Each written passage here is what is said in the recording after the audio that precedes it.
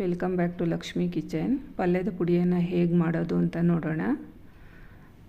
ಬೇಕಾಗಿರೋ ಇಂಗ್ರೀಡಿಯೆಂಟ್ಸು: ಕಡಲೆಬೇಳೆ 1 ಹಿಡಿಯಷ್ಟು ಈ ಥರ ಒಂದು ಪ್ಯಾನ್ಗೆ ಸೇರಿಸ್ಕೊಂಡು ಹುರಿದು ಇಟ್ಕೊಂಡಿದ್ದೀನಿ.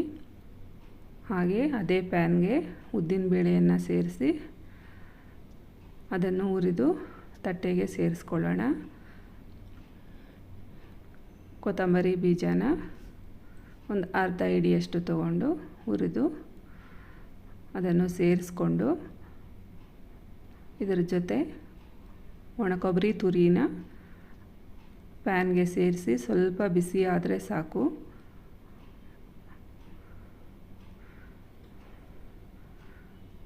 ತಟ್ಟೆಗೆ ಸೇರಿಸ್ಕೊಂಡು ಇದಕ್ಕೆ ಚಕ್ಕೆ 1-2ರಿಂದ 3 ಪೀಸು, 2 ಏಲಕ್ಕಿ, ಲವಂಗ 3ರಿಂದ 4 ಆ್ಯಡ್ ಮಾಡ್ಕೊತಾ ಇದ್ದೀನಿ.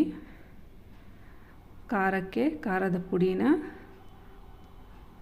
ನೋಡಿಕೊಂಡು ಖಾರ ಹೆಚ್ಚಿಗೆ ಬೇಕಾದರೆ ಒಂದು ಸ್ವಲ್ಪ ಹೆಚ್ಚಿಗೆ ಸೇರಿಸ್ಕೊಳ್ಳಿ, ಇಲ್ಲಾಂದರೆ ನಿಮಗೆ ಬೇಕಾದಷ್ಟು ಖಾರದ ಪುಡಿಯನ್ನು ಆ್ಯಡ್ ಮಾಡ್ಕೊಳ್ಳಿ.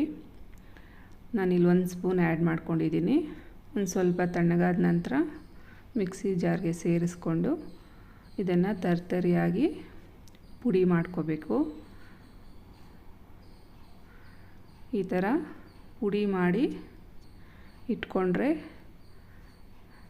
ಯಾವಾಗ ಪಲ್ಯ ಮಾಡಿಕೊಂಡ್ರೂ ಸಹ ಅದಕ್ಕೆ ನಾವು ಇದನ್ನು ಯೂಸ್ ಮಾಡ್ಕೋಬೋದು.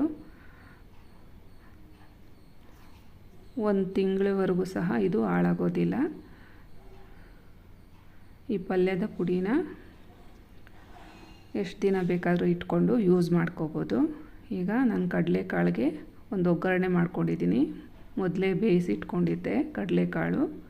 ಇದಕ್ಕೆ 2 ಸ್ಪೂನ್ ಆಯಿಲ್ ಸೇರಿಸ್ಕೊಂಡು ಸಾಸಿವೆ, ಕರಿಬೇವು, ಕಡಲೆಕಾಳು ಸೇರಿಸಿ ಹಸಿ ಕೊಬ್ಬರಿಯನ್ನು ಒಂದು ಸ್ವಲ್ಪ ಸೇರಿಸಿ ಫ್ರೈ ಮಾಡಿಕೊಂಡು ನಾನು ಮಾಡಿಟ್ಕೊಂಡಿರೋವಂಥ ಪುಡಿಯನ್ನು ಹೇಗೆ ಸೇರಿಸೋದು ಅಂತ ತೋರಿಸ್ತಾ ಇದ್ದೀನಿ. ಇದೇ ರೀತಿ ಯಾವುದೇ ತರಕಾರಿ,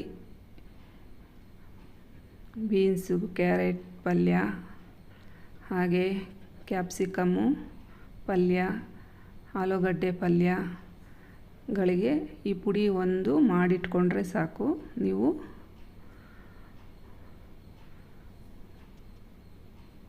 ಈ ರೀತಿ ಒಂದು ಸ್ವಲ್ಪ ಬಳಸ್ಕೊಂಡ್ರೂ ತುಂಬ ರುಚಿಯಾಗಿರುತ್ತೆ.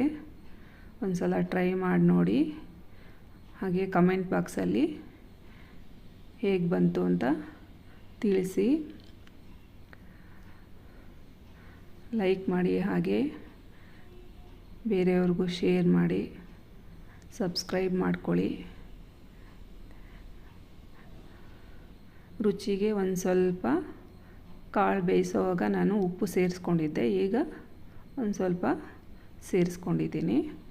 ಎಲ್ಲದನ್ನು ಮಿಕ್ಸ್ ಮಾಡಿಕೊಟ್ರೆ ನೋಡಿ, ಚಪಾತಿ ಜೊತೆಗೆ ಮಾಡಿ ತೋರಿಸಿದ್ದೀನಿ. Thank you for watching Lakshmi kitchen.